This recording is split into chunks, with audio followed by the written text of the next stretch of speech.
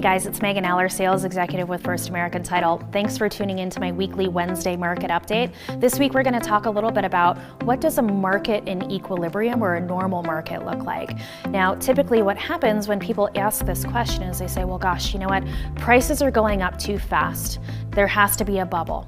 And the way that I typically like to answer this question is, well, in order for a bubble to exist, you have to have both rising prices and rising inventory. So behind me it shows our detached single family market over the last 15 years and what's happened in response to our pricing. Now, price is just one symptom of the relationship between supply and demand. And so looking at this increase in price, we have more than doubled since we were at the bottom of the market back in about 2008 and 2009. Now, average sales prices have already crossed over that $500,000 threshold for detached single-family homes in Metro Denver. We're likely to get up to around $550,000 by the time that we get to the middle of the year for 2019.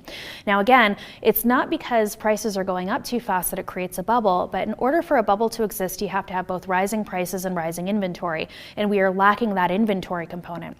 Once I tell people that we're lacking inventory and that's what we would need to create a bubble, they say, well, how much inventory would we need in order to have an oversupply that would then create that bubble? Now, I can't tell you how much we would need to create an oversupply, but I can tell you what the waypoint is, where we would need to at least get to a point where we're at a market in equilibrium. So this graph behind me shows detached single family units, and in blue, in prices going up vertically along the y-axis in increasing points. So this is in $200,000 segments, and the blue bar represents the number of active units that we had as of February 2019, and the red bar is based off of the number of units that went under contract in that same month to create a 6-month supply of inventory. The reason why we use a 6-month supply of inventory is that's the national standard that was set by the National Association of Realtors and their chief economist, saying that there should be a 6-month supply of inventory to create a market in equilibrium. A market in equilibrium basically means that for every one buyer in the market, they should have 6 homes to choose from, and that's the point where the playing field becomes fair between buyers and sellers through the negotiation process. So as of right now, for all prices, looking at that bottom row, in February, we had 3,463 active units for sale. Now, based off of the number of contracts that were written back in February of 2019, we had 3,000 units that went under contract. So if I take that and I multiply it times 6, we should really be closer to that 18,000 mark in order to create that market in equilibrium. So before we can get to a point where we have an oversupply of homes, we got to at least get to the halfway point. So if we're looking for that benchmark, as of right now, we only have 19.2% of the inventory that we would need to offset the current levels of demand. Now, keep in mind that that number might actually be shallow because I can only capture those contracts that were actually successfully written, and not all of the multiple offer situations that are happening in Metro Denver right now. It doesn't capture that unserviced demand.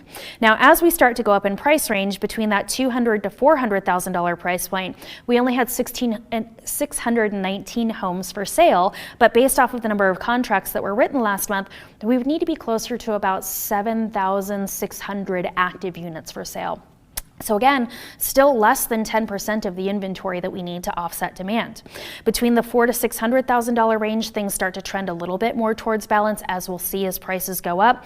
We only had about 1,300 to 1,400 active units. We'd need to be closer to 2,400. So we're getting over that halfway point in our way to at least getting to a balanced market. Okay.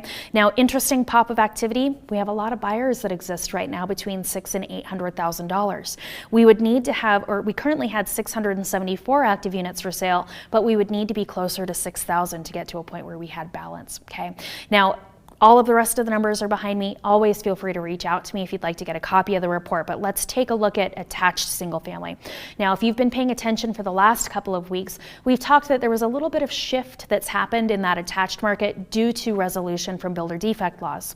So we've had the same serious price increases in the attached market as what we've seen in the detached market, where home prices have more than doubled in just the last 10-year period. However, as we're starting to look at some of these different price bands, you can see that where the bulk of development is happening, we're actually a little bit closer to where we should be in terms of our supply of inventory. Okay.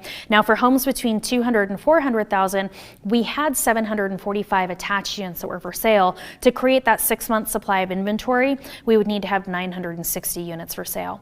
Between 400,000 and 600,000, which is where the bulk of the inventory is, that's new construction coming to market, market, we had 432, which is roughly twice as much as we needed to offset demand that went under contract last month. So we actually have a slight oversupply of homes that exists between that $400,000 and $600,000 mark. Now what's interesting is moving up into that $600,000 to $800,000 mark, we had only 185, but we would need to have almost 3,000 of those units based off of the number that went under contract last month. Interesting pop of activity there.